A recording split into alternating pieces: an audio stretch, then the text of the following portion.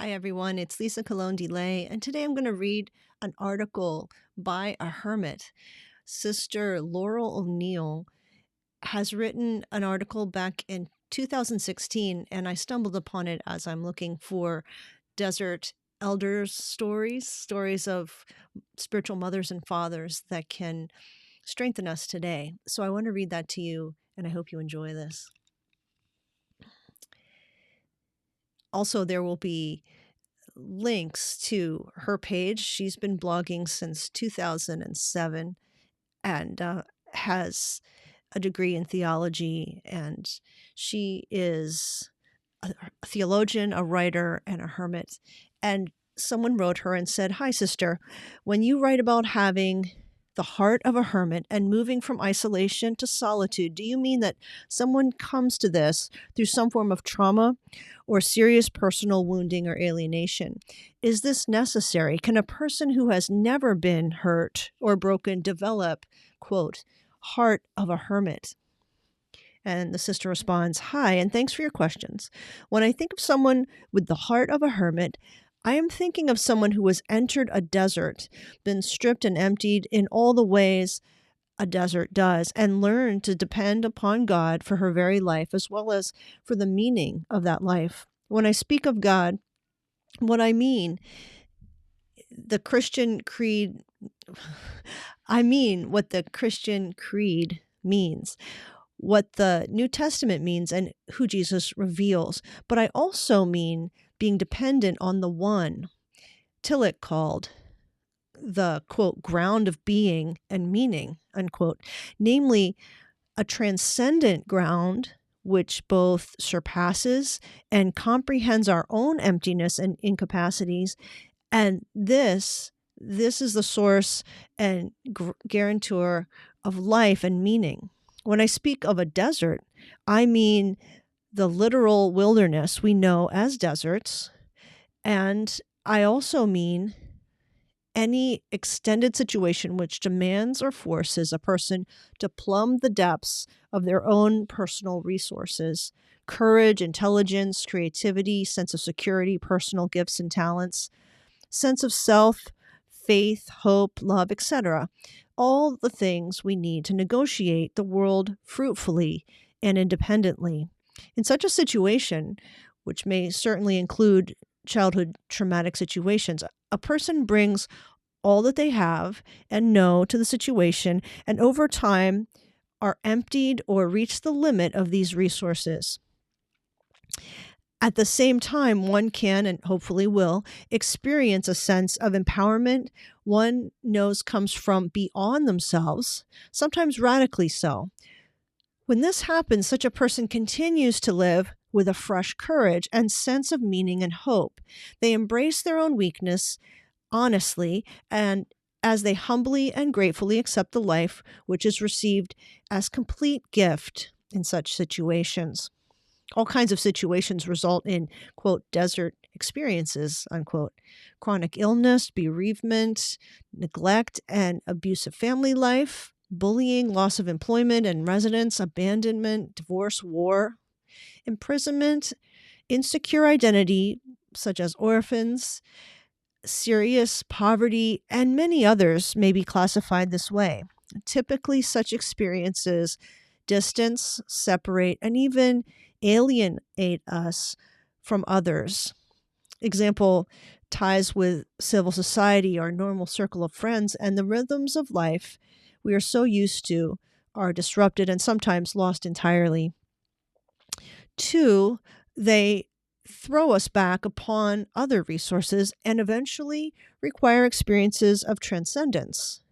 The discovery of or tapping into new and greater resources which bring us beyond the place of radical emptiness and helplessness to one of consolation and communion.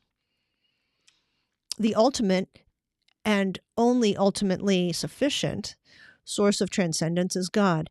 And it is the experience of this originating and sustaining one who is love in act that transforms our isolation into the communion we know as solitude.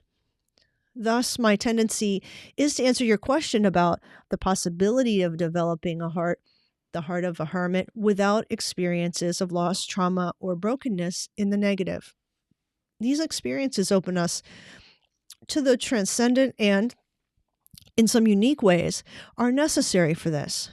Remember that sinfulness itself is the experience of estrangement and brokenness, so this too would qualify if one underwent a period of formation where one met one's own sinfulness in a sufficiently radical way. Remember, too, that the hermit vocation is generally seen as a second half of life vocation. The need that one experiences this crucial combination of radical brokenness and similar transcendence and healing is very likely part of the reason behind this bit of common wisdom. In any case, the heart of a hermit is created when a person living in a desert experiences also learns to open themselves up to God and to live in dependence on God in more or less solitary context. One need not become a hermit to have the heart of a hermit, and not all those with such hearts become hermits in a formal, much less canonical way. In the book Journeys into Emptiness, the Zen Buddhist master Dogen, Roman Catholic monk Thomas Merton, and depth psychologist Carl Jung all developed such hearts. Only one lived as a hermit, though both Dogen and Merton were monks.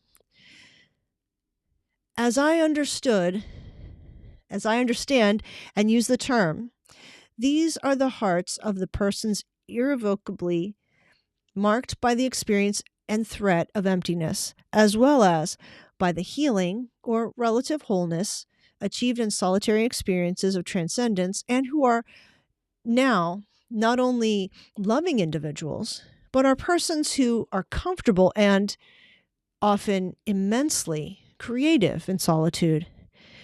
They are persons who have experienced in a radical way, and even can be said to have become, the question of meaning and found in the transcendent the only answer which truly completes and transforms them. In A Farewell to Arms, Hemingway said it this way: "The world breaks everyone, and then some become strong in the broken pieces." The Apostle Paul said it this way, when applied to human beings generally, quote, "My grace is sufficient for you, my power perfected in weakness," unquote.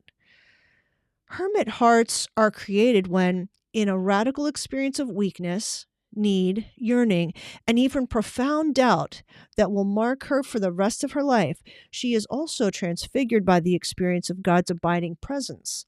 A recognition of the nature of the hermit's heart is what drives my insistence that the silence of solitude is the goal and gift of hermetic life. It is also the basis for the claim that there must be an experience of redemption at the heart of the discernment, profession, and consecration of any canonical hermit. While she in no way denies the importance of others who can and do mediate the same presence in our world, the hermit gives herself to the one who alone can make her whole and holy. She seeks and seeks to witness to the one who has already found her in the wilderness, and found her in a way that reveals the truth that God alone is enough for us. And that was a letter to an inquiry by Sister Laurel O'Neal, who comes to us from Stillsong Hermitage in California. I will put in links to the places where you can read more of the sister's writings, which are really unique and I think very powerful too. So I hope that was helpful and interesting and inspirational for you. And let's see, I think that's the end of that. Thank you. Talk to you soon.